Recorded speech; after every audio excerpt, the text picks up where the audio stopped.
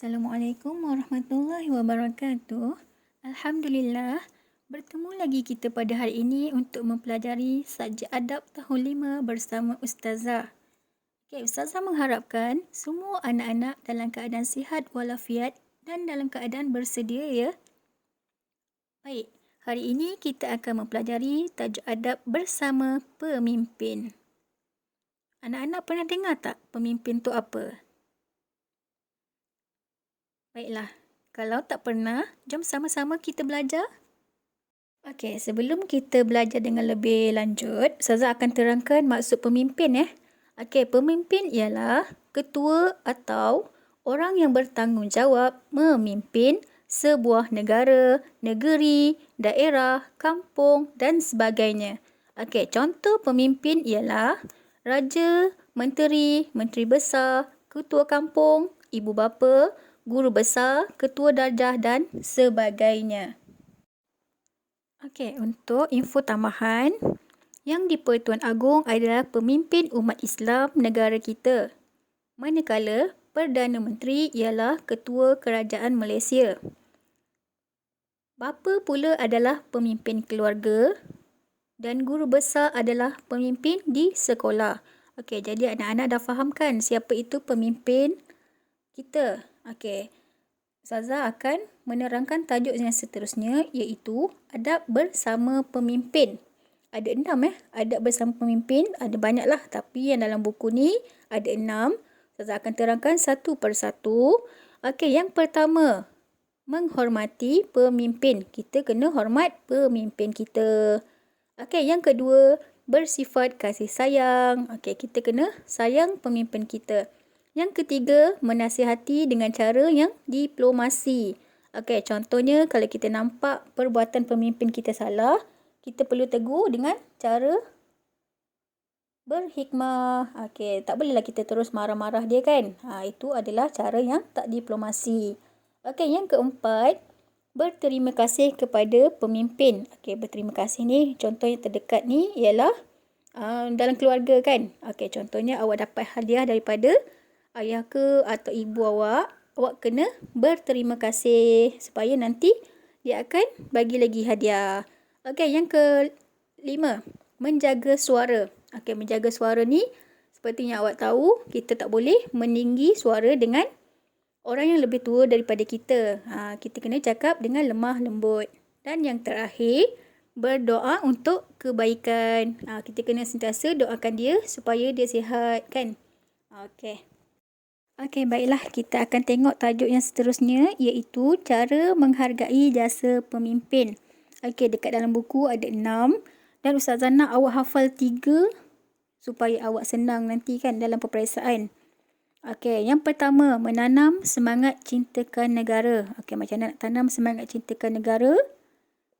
Bukan tulis I love you Malaysia, bukan.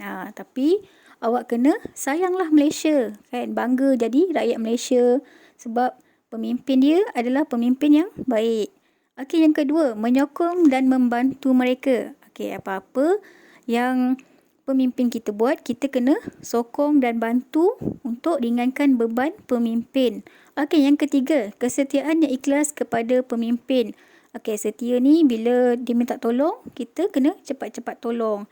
Okey, yang keempat, menghargai pemberian dan kemudahan. Okey, bila pemimpin beri kita pemberian, kita kena hargai. Macam mana cara nak hargai? Kena jaga elok-elok. Okey, yang kelima, menjaga harta benda awam. Okey, sebab apa kena jaga? Sebab dia adalah harta benda awam. Kalau harta benda awam, bermakna itu adalah kegunaan bersama. Jadi, kena jaga elok-elok lah. Okey, dan yang terakhir, menjadi rakyat yang berdisiplin. Okey, contohnya macam sekarang lah kan.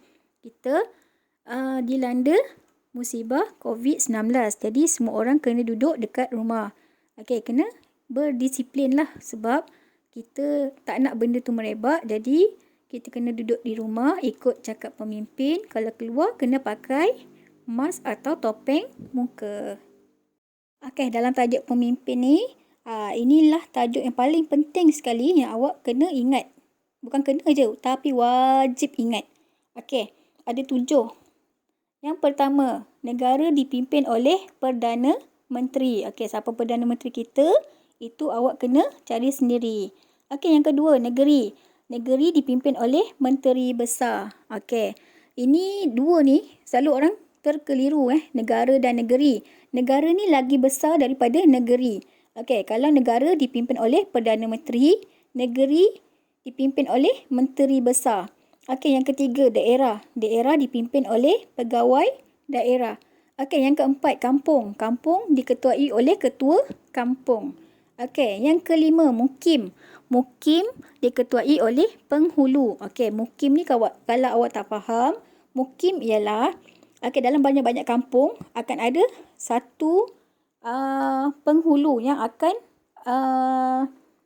mengetuai semua kampung tu. Okey, contohnya macam dekat Mantin ni akan adalah penghulu. Dia adalah ketua bagi kampung-kampung yang lain daerah kat Mantin ni. Okey, yang keenam, keluarga. Keluarga diketuai oleh bapa. Okey, ni awak kena ingat bapa. Jangan awak jawab ibu pula. Kalau awak jawab ayah pun boleh, tapi yang sebaiknya awak jawab bapa. Okey, dan yang terakhir adalah kelas. Kelas diketuai oleh ketua kelas. Okey, yang seterusnya kita akan tengok faedah beradab dengan pemimpin. Faedah ni kebaikan. Kebaikan yang awak dapat kalau awak beradab dengan pemimpin. Yang pertama, awak akan dikasihi oleh Allah. Yang kedua, mudah mendapat pertolongan atau bantuan. Okey, kalau awak baik dengan orang, orang pun akan baik dengan awak. Okey, yang ketiga, keadaan masyarakat akan aman dan sentosa. Okey, bila kita tak beradab, contohnya awak marah-marah pemimpin kan, jadi keadaan akan porak-peranda. Okey, bila kita beradab dengan pemimpin, keadaan masyarakat akan aman dan sentosa lah. Yang keempat, mendatangkan hasil kerja yang baik.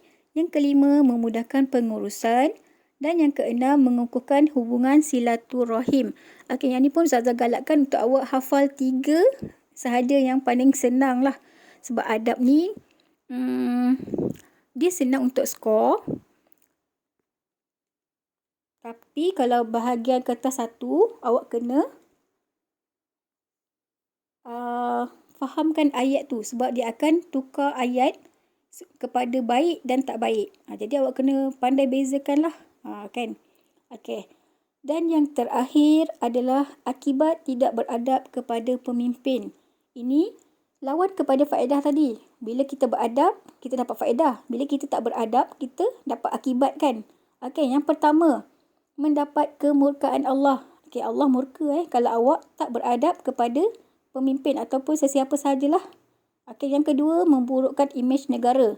Okey, ini memburukkan imej negara ni contohnya awak buat rusuhan ke atau pergaduhan. Okey, lepas tu sekarang kan zaman viral kan. Jadi bila awak buat benda tak elok, orang akan viralkan muka awak dan ia akan memburukkan imej negara. Okey, apalah rakyat Malaysia tu kan. Jadi awak akan memburukkan imej negara. Okey, yang ketiga, melemahkan semangat pemimpin untuk menjalankan tugas dengan cemerlang. Dan yang terakhir, menggagalkan perancangan yang dibuat oleh pemimpin untuk kebaikan rakyat. Okey, jadi pemimpin pun dah malaslah nak buat kan. Sebab awak tak beradab dengan pemimpin. Okey. Jadi setakat ni saya harap awak fahamlah keseluruhan tajuk beradab dengan pemimpin. Sebab adab ni dia tak susah. Dia lebih kepada cara kita berfikir. Okey. Kalau macam contoh kertas 1, awak kena jawab ABC. Tapi kalau kertas 2, nak tak nak awak kena hafal lah macam saya cakap tadi kan. Faedah dan akibat. Dua tu perkara yang paling penting dalam adab. Sekian sahaja pembelajaran kita pada hari ini. Saya harap awak fahamlah keseluruhan tajuk beradab dengan pemimpin. Okey, jadi kita akan akhiri kelas ini dengan tasbih kafarah dan suratul Asr. Bismillahirrahmanirrahim. Subhanakallahumma wa bihamdika asyhadu an la ilaha illa anta astaghfiruka wa atubu ilaih. Bismillahirrahmanirrahim. Wal asr innal insana lafi khusr illa alladhina amanu wa 'amilus solihati wa tawasaw bil haqq wa tawasaw bis sabr.